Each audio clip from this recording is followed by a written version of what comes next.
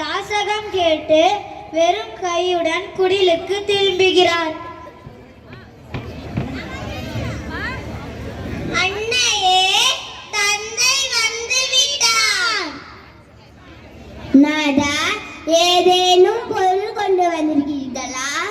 இல்லை சுசிலை, இன்றும் எதுவும் கிடைக்கவில்லை.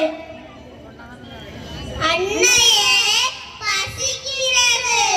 உன்னை என்ன இருக்கிறது? குழந்தைகளே, நான் இன்று ஒரு கதை கூறட்டுமா?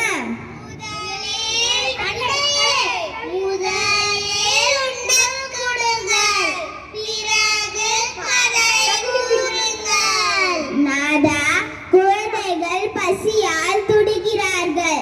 நான் என்ன செய்வேன்? குழந்தைகளே, என் அருகில் வாருங்கள். நான் என் நண்பன் கிருஷ்ணரை பற்றி கூறுகிறேன். கிருஷ்ணரா?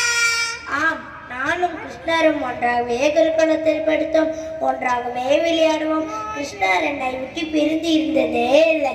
கிருஷ்ணர் என்னை விட்டு பிரிந்து உணவருந்தவே மாட்டார். தந்தையே, அவரும் நம்மை போல் பசியோடு இருப்பாரா? இல்லை குழந்தாய், அவர் அரசராக துவாரகாபுரியை ஆட்சி செய்து கொண்டிருக்கிறார். அரசரா? ஆம், அவர் ஆட்சியில் மக்கள் எல்லா செல்வமும் பெற்று நலமுடன் இருக்கின்றார்கள். நாதா, நீங்கள் எப்பொழுதும் கிருஷ்ணரை பற்றியே பேசிக் கொண்டிருக்கிறீர்கள். அவரை ஒரு முறை சென்று பார்த்து விட்டு வாருங்களேன். ஏன் என்றும் இல்லாமல் இன்று வாரி கூறுகிறாய்? ஏன் என்று தெரியவில்லை. ஒருவேளை கிருஷ்ணருக்கும் உங்களை காண வேண்டும் என்ற ஆவல் ஏற்பட்டிருக்குமோ? அதை என் மூலமாக தெரிவிக்கிறாரோ? என்ன, என் கிருஷ்ணருக்கு என்னை காண வேண்டும் என்று ஆவல் ஏற்படுகிறதா? நான் உடனே சென்று அவரை சந்தித்து விட்டு வருகிறேன். ஆனால் நான் கிருஷ்ணரிடம் நான் எதையும் யாசிக்க மாட்டேன். வேண்டாம் வேண்டாம், நீங்கள் எதையும் யாசிக்க வேண்டாம். சந்தித்து விட்டு வாருங்கள். நான் சென்று வருகிறேன் சுசீலை. இருங்கள். கிருஷ்ணரை சந்திக்க வெறும் கையுடன் செல்ல வேண்டாம். நான் ஏதாவது கொண்டு வருகிறேன்.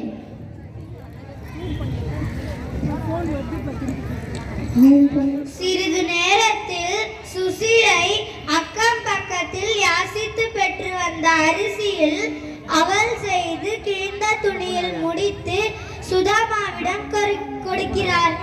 இந்த அவலை உங்கள் நண்பன் கிருஷ்ணரிடம் கொடுங்கள். நான் சென்று வருகிறேன் சுசீலை.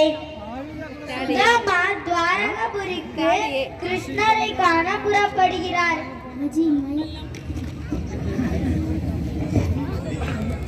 அவ்வளோதானா?